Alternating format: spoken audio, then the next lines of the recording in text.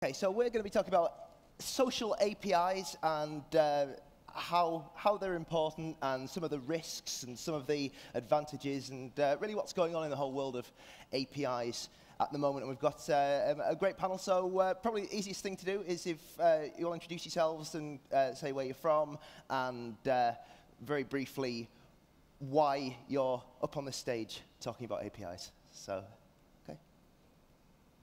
Should we go left to right? Hey, hi, I'm Konstantin from Favid.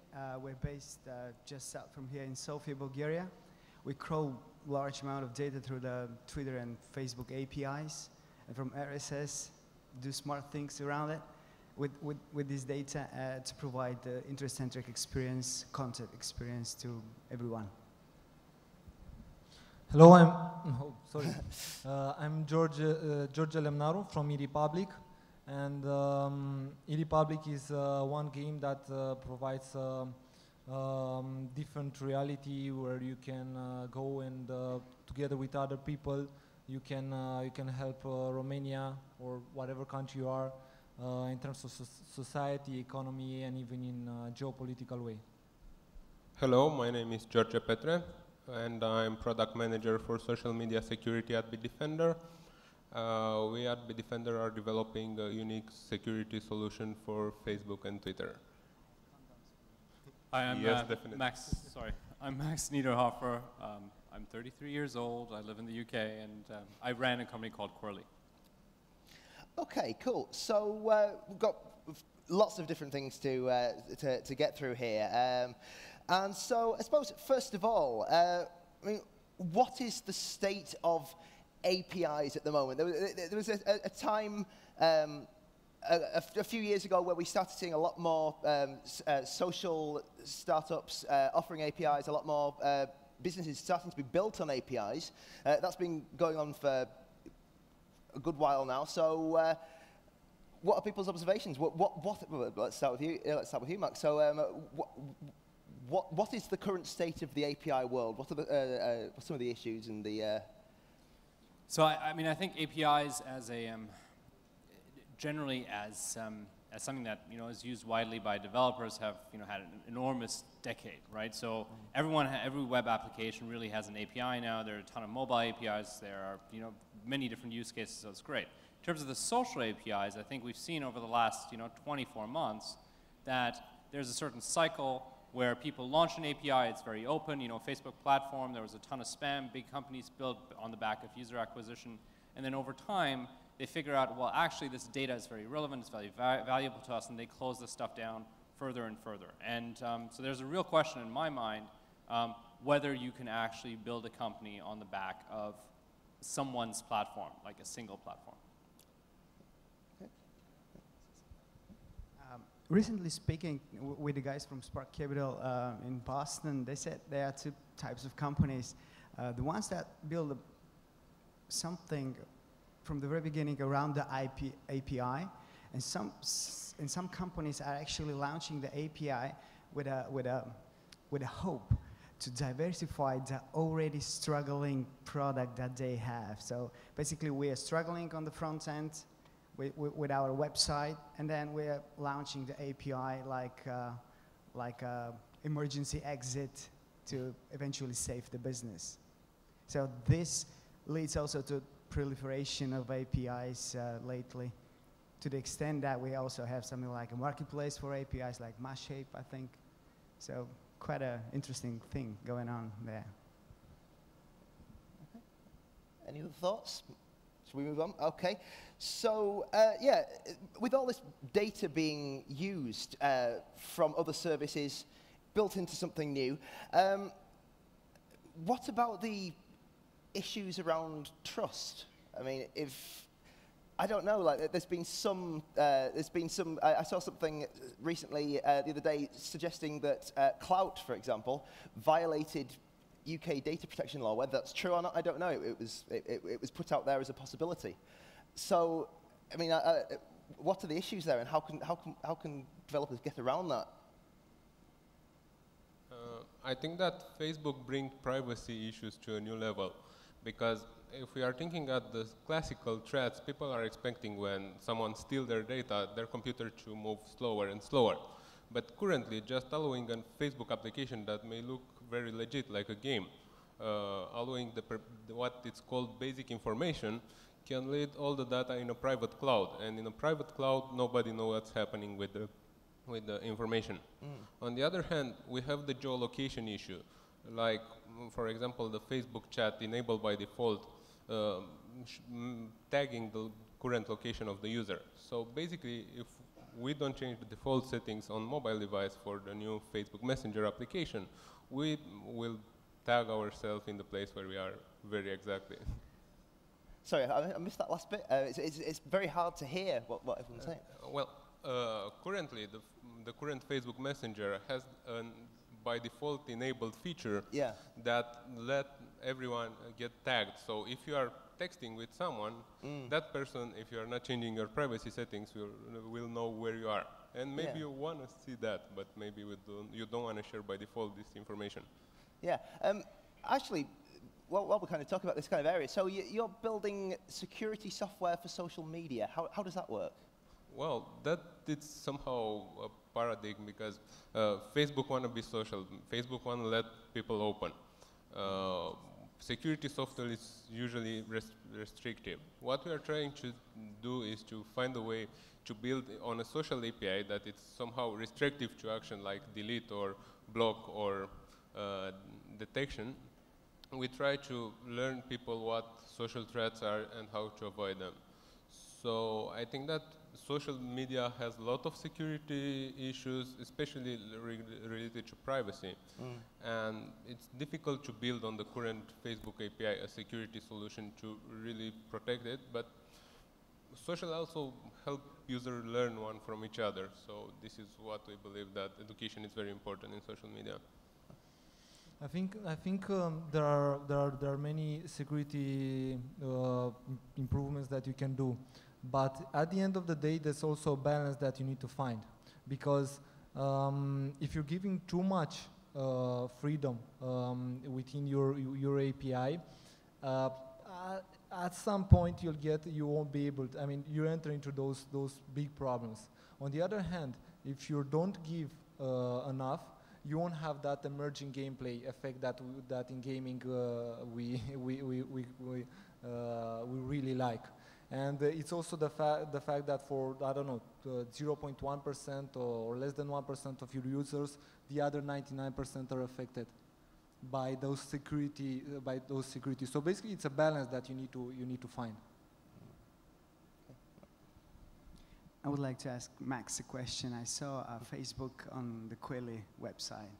How have you coped with the situation where you actually expose Facebook data to companies? I mean, this has been the Achilles voice of their old privacy policy. And sorry, say the last thing? This has been a weak spot of Facebook's privacy, and they've been very restrictive lately on their APIs just because they've been attacked on the other side by all possible watchdogs and authorities. How have you overcome this with Quilly? So fundamentally, Quilly, in terms of its relation to Facebook, has always authenticated the end user on Facebook. So if you want to get Facebook data through us, that goes beyond facebook.com/viewprofileUserID. Then you actually need to be authenticated with Facebook when doing that call through Quilly. And the reasoning behind that is that Facebook, and we've talked to their platform engineering team, we've talked to legal and many, many other people, is that Facebook wants to know who is in control of that data and who's receiving that data so that they can preserve privacy settings throughout the chain, right? So you shouldn't be able to go and do a call using Quilly on Facebook that gets you information that you shouldn't be getting if you were on Facebook directly. And we've worked very, very hard to actually make that pass through, preserve all the privacy settings that people have. I do think there's a larger question around what's happened in the past where people have sold Facebook data that they've gained through a gaming application or another viral application that they didn't have a right to sell. There's a lot of that going on, and a lot of that's not policed, and that is worrying. Beyond that, I do have to say, both Twitter and Facebook and and LinkedIn as well have become more and more watchful for those kinds of issues, and hence they've closed down their APIs, further and further, and made it very difficult. Currently, you can still do an open API call, not using authentication, to get, for example, an image from Facebook through the Graph API. They're going to turn all of that off, right? So it's all going to be behind OAuth. If you haven't authenticated users, if you don't have an authenticated user doing that call, you won't be able to get that information. And that's probably the right thing for them to do. I really think that current state of API, they wait to see what happens with Facebook, especially explicitly because Facebook is driving its users towards openness. Presumably that openness shall be exposed also to the public, shall be crawlable by the search engines and stuff, but unless this is not happening, it will not enrich social data with a lot of meaning that we can extract from, because a lot of data is being accumulated around and thread around certain topics on Facebook, which is now kept away from us. But thanks God we have Twitter and some other services that actually feed a lot of data. So I really think that if more and more users on Facebook open up, this will open up also the API Geschäft business. Okay. Facebook was many people criticize Facebook. Some people because they start saying that Facebook give too much and gives too much and is not safe. The others that they are blocking many things. In the end, one of the things that affected the most, at least the game developers, one of the changes that Facebook did and really affected its lack of virality. It's the affecting the virality of Facebook, of the virality tools that the games the social games can use, and everybody complain about that.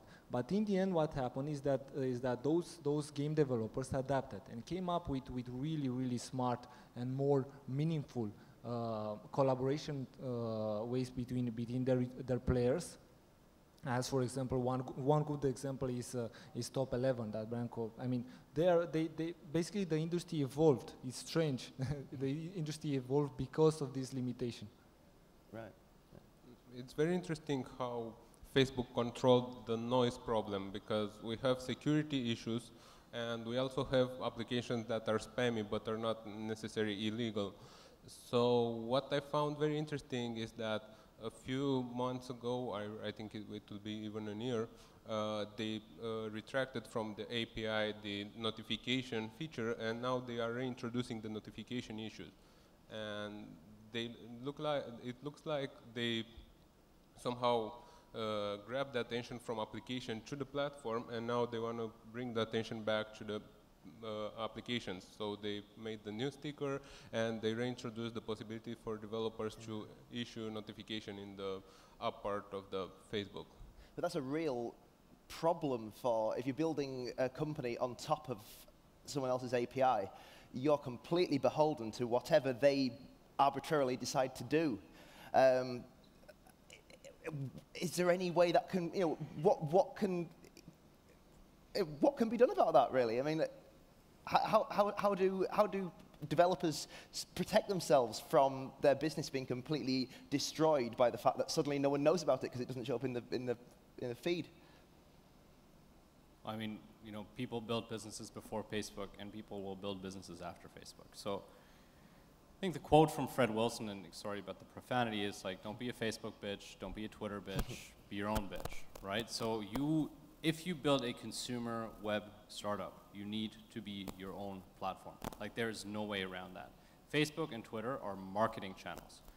Yes, you can grab the data, you can do some interesting things with the data, but fundamentally, you need to be independent of the data, because the day will come, if you are successful, that they will turn you off, right? Or they will charge you the 30% fee like they did with Zynga, right? So it's very difficult to grow a business that is so dependent on just one platform.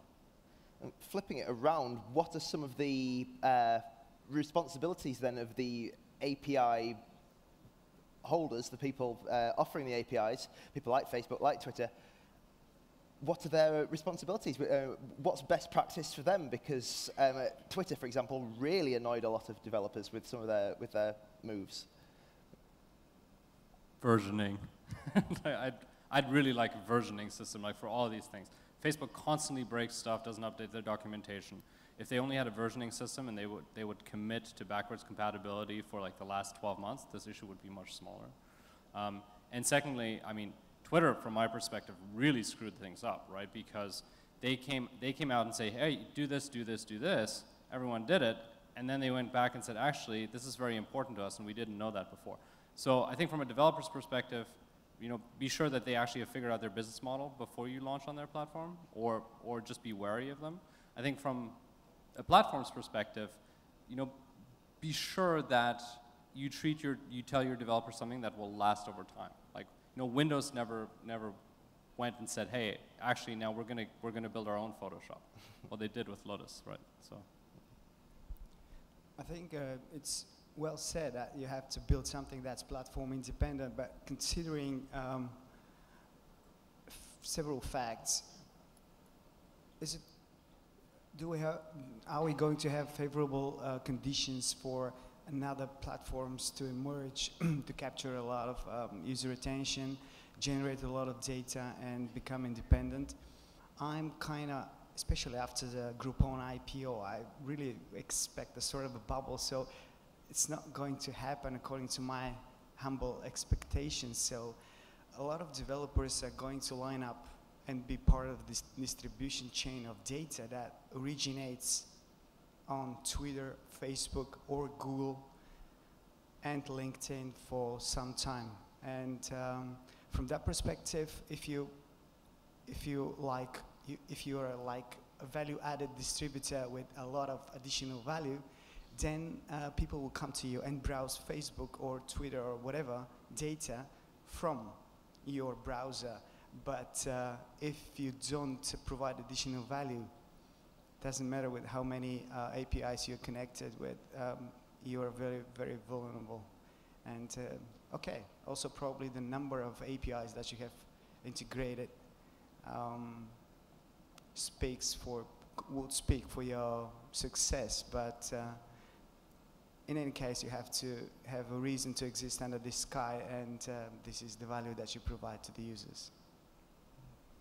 It's also interesting that besides the API predictability, which is very difficult in social media, there is another problem of the platform policy, because it's not so clear. So you don't know what is spam, you don't have a clear definition. So your application may be removed because it breaks out the Facebook policy, or it may made a brand infringement because you cannot use X application for Facebook. You need to be very careful how do you use the Facebook word.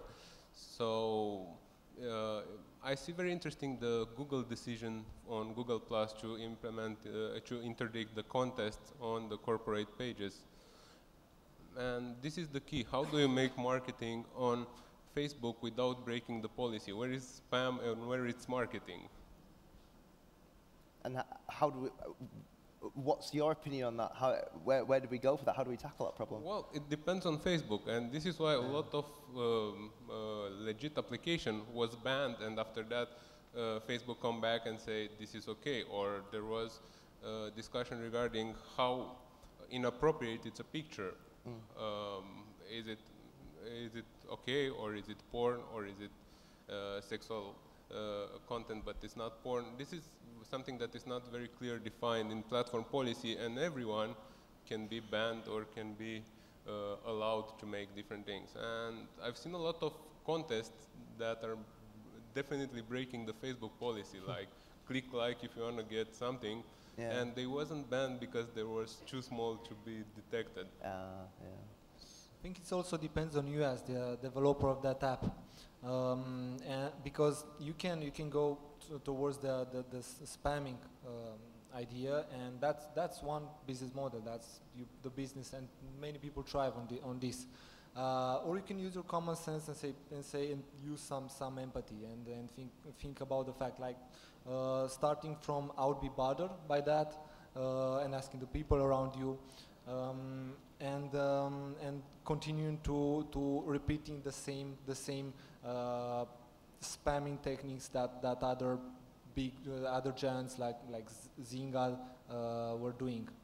So I think it's all about the empathy and the common sense that if you do it right and try to think a little harder, will help in medium and long term the business. So, as people who have worked with APIs, aside from you mentioned versioning, which would be really useful, are there any other key frustrations or key things you think the world of APIs would be better if they were implemented? What needs to be done? I think, for example, we acquire a lot of data from Twitter and Facebook, and from the Google Geo API. I think Google has been the most is maintaining the most fair relationship. They always look for providing enough resources to serve this promise. That's on the moment the API is on. Twitter and Facebook, they don't care about you unless you don't pay them. They also go for something like Twitter is going from something like a freemium model. They provide data sift and companies like that with all the data, real time, almost real time, because those guys are paying them. And once you, as an independent developer, hook up, and because of the data portability, they are obliged to provide you with some data because someone that subscribes on Twitter is also subscribing on your own service. They don't care too much, and they don't provide you. That's why it's something like a not symmetrical relationship between them and you. So they're abusing their power position right now. That's my impression. I think that the only one policy or strategy in this way is to try and secure premium connections with those platforms. Otherwise, I don't rely on any watchdogs, authorities, or anything to change the game, to force them to do something. They're private companies. So if you're in a situation to provide yourself with a good connection to them, that's the way to go. Personal relationships. Like, it's really important to know someone there because something will go wrong and you do need a person you need to speak to.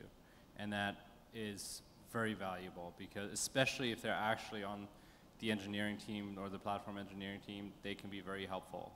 And security team guys are good to know as well. So can you flip me some names eventually? Eventually, totally. Yeah, and coming from the other side, from the side of the part that is giving is offering the API. One advice that we can give is be next to those developers. Be close to those developers. Be very close to them because they are doing some amazing stuff for your business. I mean, to give you an example, the guys did for the eRepublic API some incredible apps. One guy did at some point a great stock exchange, like a real stock exchange with price variations, and they're doing amazing stuff. So if there's one advice, if you want to make an API, be very close to those devs because they're putting, at the beginning they'll put passion, but later if you give the right signals, they'll put also, they'll move it towards a real business that will help your business in the end. okay. I think that also support is very important, as we said earlier, because if you want to build an application and you want to make an important investigation on one of the platforms, on Facebook or on Twitter, you may want to pay for technical support, but you want to have that premium support. You want to have that line to call someone when something wrong happened. And this is not happening on Facebook and Twitter. Yeah.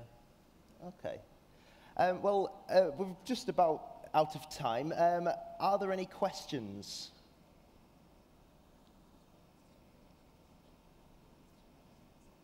Anybody got any questions? I think we're just boring them. Oh, we have a question. I don't know if we've got a microphone. Oh, microphone coming to you there. Max, I would like to ask you something. You said that you have some internal guys. Do you see it happening that, because in the beginning of the internet we had some really well structured and developed protocols, everything was centralized, and now everybody is running their API and saying, okay, your query is going to start like this, and then you end up learning PHP and then Ruby and Python, and then, okay, for this query I'm going to spend like so much time learning how to make the proper call and to get the proper answer from the API. So do you see it coming? Like there's going to be something like, okay guys, every API for example, to get a name, we'll have to start in that way. So do you see it like moving into such a direction, or everything is going to be like the way everyone feels like it? Sorry, who was that question to? That was to you. Oh, it's to me. Wow. That's it's a tough question. Listen, I mean, from my perspective right now, we have come a long way over the last decade, right? From the days of SOAP and, you know, the XML RPC days to a day where everyone who launches an API nowadays, it's RESTful, the response is in JSON. Like, I mean, all of that stuff is great. I think fundamentally you raise, you know, it's a very interesting question. I think we are seeing the market help themselves to some extent with data marketplaces like an InfoChimps, where what they do is essentially they're a pass-through API, right? But they do try and structure it in the form that the API call is very easily discoverable and the formats stay the same and things are actually named the same between different providers and so on. Standards take a long time to evolve. I'm sure there's some RFC somewhere that, you know, does exactly what you're describing. I haven't seen it yet, but maybe.